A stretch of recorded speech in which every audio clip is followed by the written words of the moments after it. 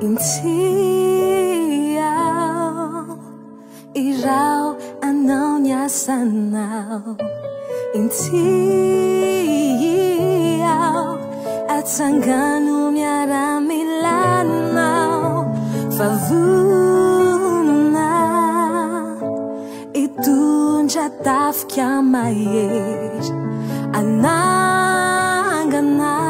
sy tady ireo very.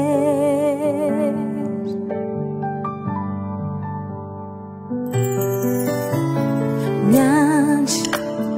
teny avy aminao,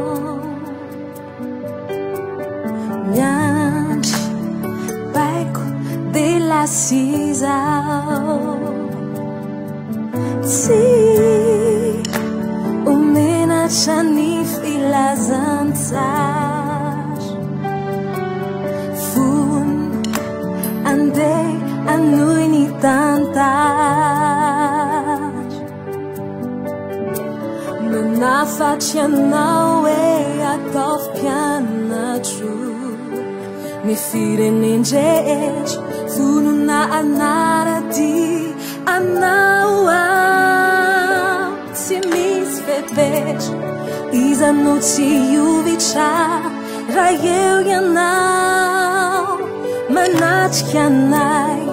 iza no atohitra raha ianao no mombanay,